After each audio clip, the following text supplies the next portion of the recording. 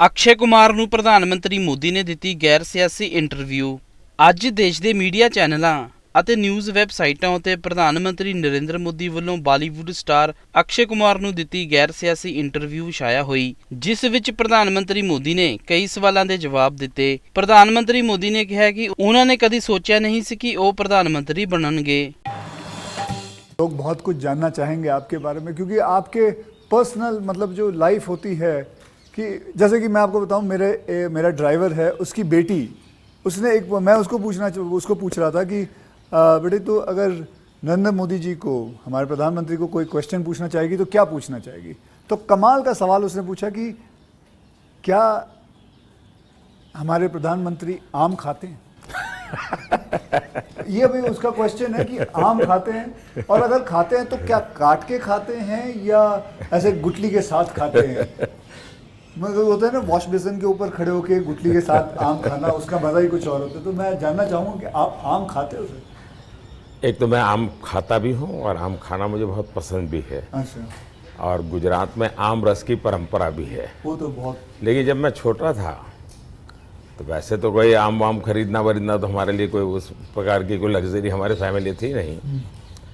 लेकिन कभी खेतों में चले जाते थे तो हमारा देश का जो किसान है बड़ा उदार रहता है। कोई खेत में आकर के खाता है तो कभी रोकता नहीं है, चोरी करता है तो रोकता है। तो आम के पेड़ पर जो पके हुए आम थे वो खाना हमें जरा ज़्यादा पसंद था। यानी उतारने के बाद पकाया हुआ नहीं, नेचुरल कोर्स में पका हुआ, और फिर पूरा का पूरा। अच्छा, तब तो ये हाइजीनिक की है कि कोई समझ भी नहीं थी कि धोना चाहिए, टिकना करना है, कुछ नहीं समझते थे, ऐसा ही अपना कर लेते थे। लेकिन बाद में जैसे जैसे बड़े तो कई वैरायटियों के विषय में जानने लगे, आम रस खाने की आदत लगी। लेकिन इन दोनों मुझे कंट्रोल करना पड़ता है। अच्छा, अभी फिलहाल कंट्रोल। अब फिलहाल में मुझे सोचना पड़ता है कि इतना खाऊं या न खाऊं। मैं आपसे ये पूछना चाहूँगा कि आपने कभी सोचा था कि आप प्रधानमंत्री बनेंगे? कभी आपने सोचा था?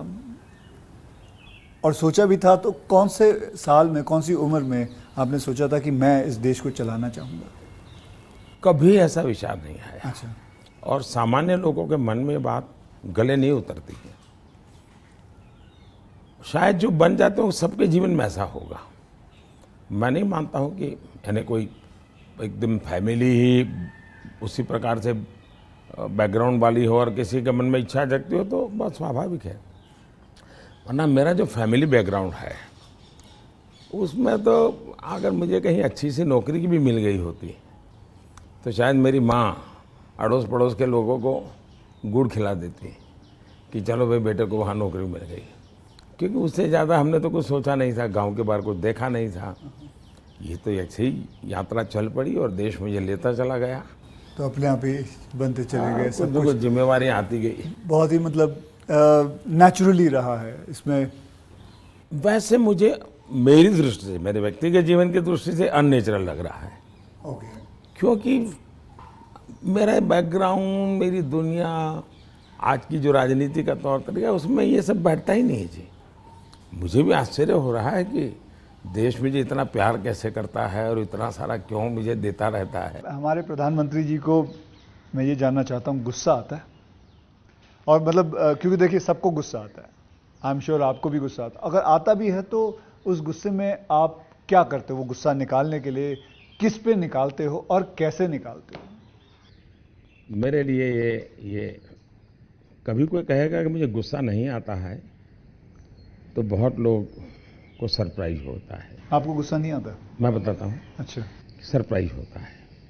इसलिए ये कहना कि राजी, नाराजी, गुस्सा ये मनुष्य के स्वभाव के हिस्से हैं।